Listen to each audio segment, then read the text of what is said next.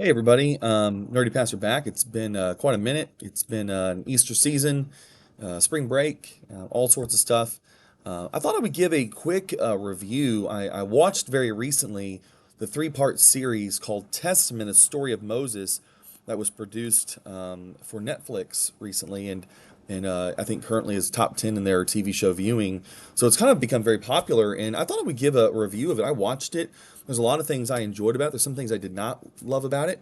But there's some feedback I wanted to maybe give if you're interested on, should I watch this? Is this a helpful thing for me? And I'll just give you my general takeaway of the pros and the cons of it, so you're aware. But I think overall it was pretty good. There's some really good things in general, I think, to it. And I watched it not all at once. I watched the first part. I think it was right before, I think it was before Easter, maybe a week before Easter. Then I watched the second and third parts last night, so a couple weeks after. And the first part is primarily about the flashbacks and the upbringing of Moses, and kind of it's I think what I love about part of it is that the way it's done is really well done. It doesn't just do it chapter to chapter. There is a sense of being faithful to the narrative for the most part, up till about chapter 15 or 16, and then it kind of goes off a little awry to me. But there's some really good kind of flashbacks and kind of piecing the story together in a more of a, just a television series way of doing it without, while still being faithful to, I think, the chapter by chapter kind of flow. But it has pretty high production value. I think that's one thing you'll notice is that I think they did a really good job. That the acting was really good. The characters were done very well. Honestly, the scenes were done well, and seemed to be, again, I'm not an archaeologist or historian, but it seemed to be very, very faithful to, I think, the setting, the culture, and again, the pictures of the rivers and that represented the Nile, and the way they engaged, I think the surroundings was really good. And the CGI they did use, it didn't look fake. It looked good. So again, it just production value wise, it was really enjoyable to watch, and the acting was, I thought, in many ways was really good. I think especially the strength of the acting personally was actually Pharaoh. I think the guy who played Pharaoh did a really good job. He was really convincing and was committed to the part. I think Moses was okay. He was pretty good overall. I think early on he was better. The latter scenes, I'm not sure if the direction was different or what, but it seemed like he took on a different temperament, a different kind of focus. I didn't quite enjoy kind of the direction he took it. But really, the earlier scenes, he was very good as well, the guy who plays Moses. But I think the guy who played Pharaoh, and really the supporting cast around Pharaoh's court, were really good. I thought it was just a fantastic job by the guy who played Pharaoh. It was very convincing in a lot of ways. And again, just the set design, the costumes, like even the CGI, it all came together really well. Well, as for pros, I think that's the first one I would say. Just the production value, the overall design, and a few of the lead actors were really good. I think the pros for me was probably episode one and the first part of episode two. Really, the opening of Exodus, the birth, the calling, the upbringing, the salvation of Moses on the Nile, being drawn from the water from the Hebrew genocide. There's just some fantastic sections of the narrative that are really good, that I really enjoyed. And they really stuck to the scriptures really faithfully through there. And it was just like watching the book itself. It really is a movie. It feels like a movie. The way Moses writes it is really episodic, and it's connected, but they're just big chunks of time early on in the book, and then these kind of vignettes and powerful moments of theophanies, encounters with God, and then it kind of starts to connect, I think, very closely in a shorter span of time until it gets to the wilderness experience. So it's just that was really a high point for me, along with, just like I said, the set design, the production value, the acting. I really enjoyed also, I think for the most part, I think the plagues were done really well. And I like the successiveness of it, because that's really how the Bible teaches us. This is Exodus 5 through Exodus 12, really 11, chapter 11, but the culmination of the 10th plague is chapter 12. And so those were done fantastically. I mean, they did that so well. It's not drawn out. These are most likely days or a week of time, really, it's a short period of time that these plagues are happening very successively. I kind of, even as I preach through the book of Exodus, it almost seems like Moses would preach a sermon, a plague would come, and then preach another sermon. And so it's almost kind of like weekly or less in how he would, God would bring these plagues. So I love probably the first one half, episode one, and first part of two the most. It was fantastic. I thought it was really well done. Again, the episodes, the way they put them together, the flow, I think the faithfulness to the tone, to the tenor, to the pacing of the book of Exodus was really good and really enjoyable to watch. It was very engrossing. And again, they were almost in many places word for word with scripture, and they would put the text of scripture as the narrator would quote it. I mean, it was really good. So I think that's probably the biggest pro for me is I think they followed really well scripture and did a good job of just, really bringing it alive on the screen in that first 1.5 episodes of the series. Another pro I would say is I actually liked the documentary style they approached. I think it works better because there's so much going on in Exodus behind the scenes you don't know.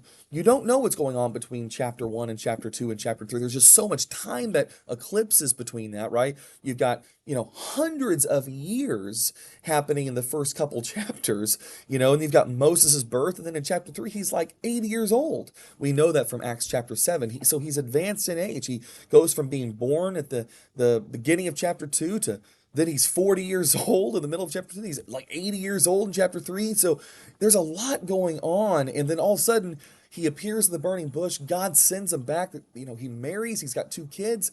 And he comes back and he goes visits a different Pharaoh, another guy who's reigning in Egypt now. The other Pharaoh died. So there's just so much happening that you don't really pick up on. In that I think the commentary documentary style narration and action kind of blend very well, especially in those first, I think, 4 or 5 chapters. And I think that was a highlight because it really captured, I think, the challenges of understanding all that's going on.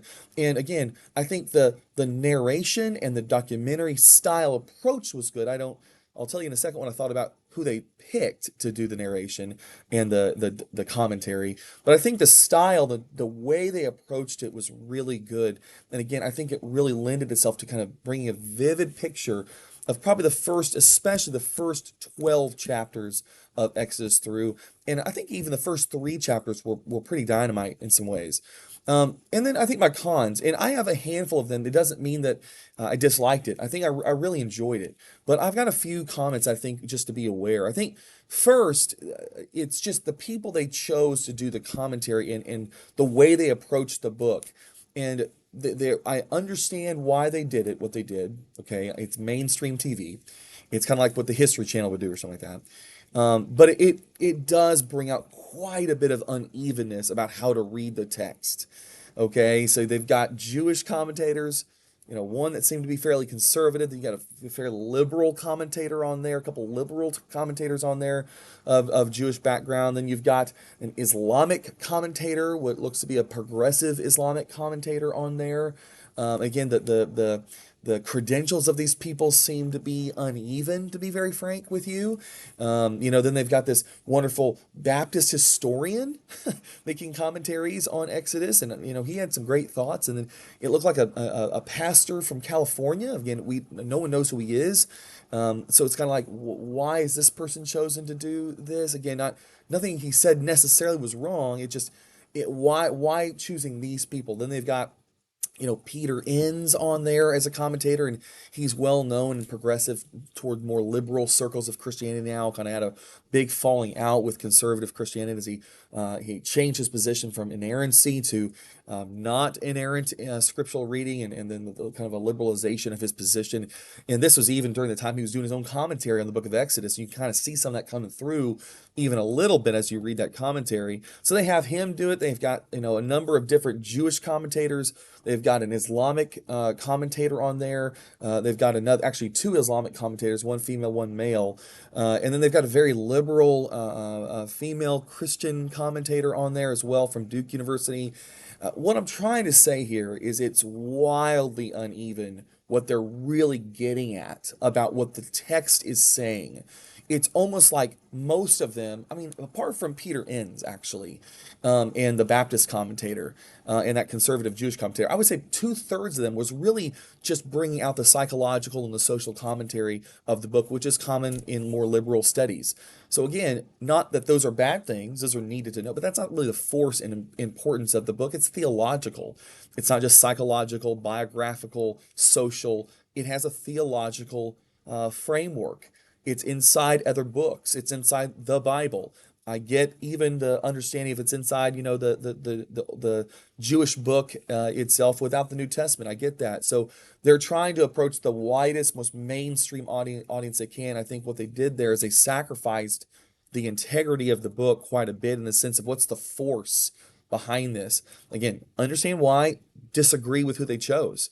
It would have been nice to see people that really believed the canonicity of this book, and in the sense the Christian witness of this book also, and the relationship to the canon and these other things as well. Again, I understand the approach, but disagree with who they chose, and I think the imbalance of those choices, not just the imbalance of just the three different religions of choice, but just the perspectives within those views seem to lead to a very uneven reading and reception of what's going on in the text. So again, it wasn't a deal breaker for me because I understood what it was about and what it was for, what they're trying to do. But that was a drawback for sure. I think really overall the best commentary was given by the conservative Jew. I cannot remember his name, but there were multiple Jewish commentators. I think four Jewish commentators. The one I appreciated the most was a little more conservative Jewish commentator, rabbi. It was very good on just giving the actual text of what it was saying. And then I enjoyed the Baptist historian's commentary, and really the theological commentary that Peter Enns gave was good. Was disappointed in some of his conclusions later on in the series. So I think just the unevenness was a drawback for me, and maybe you disagree, and that's okay. But this is just my take on it. I think secondly, just a drawback in general was the second half of the series. I get it. They really are trying to tell you all the action-packed stuff, so they kind of give you. Gosh, I think it's like 2 hours or something on the origin, the slavery in Egypt, the plagues, the death of the firstborn, the Passover, the Exodus. I mean, they just do awesome on that. Then it starts to get out into, I mean, actually, really after even the crossing, the part of the Red Sea, they get into that second half of chapter 15 through about chapter 40, and it's really a hodgepodge. I understand there's so much more to talk about, and they only have so much time. I totally understand that, but it was very disappointing, is what I'd say. The covenant was barely discussed. I mean, basically, Moses went up, from chapter 20, of course, to chapter 32, goes up to the mountain, he's gone for 40 days. There's no encounter shown with God. It's just showing him kind of, scribbling down on the stone tablet the Ten Commandments. God told him a lot more. We see what else he told him, in the rest of the chapters between chapter 20 through 31. And so we just kind of have this blip on the radar of what the covenant is about, which is really problematic. And they only talk about the Ten Commandments momentarily. They repeat them, but momentarily they just give almost no attention to the covenantal kind of what we call the cultus, the religious ritual, religious kind of the practicing of following Yahweh. Very little was given attention to. And then he just comes down. There's more attention, of course, given to the golden calf.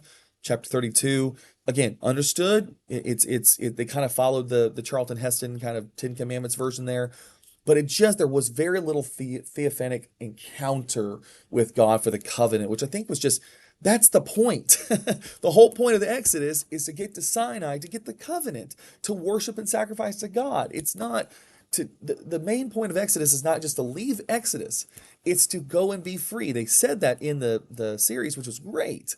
But then they really didn't do anything with it. They could have spent, I think, the whole episode of that third episode talking about the covenant, and then very quickly at the end summarized, the wilderness, summarized, on the edge of the promised land in Canaan, Moses' disobedience. They could have summarized all that very quickly and really given most of the episode to the covenant of God, chapter 20, through 31, and then the golden calf, and then the rest.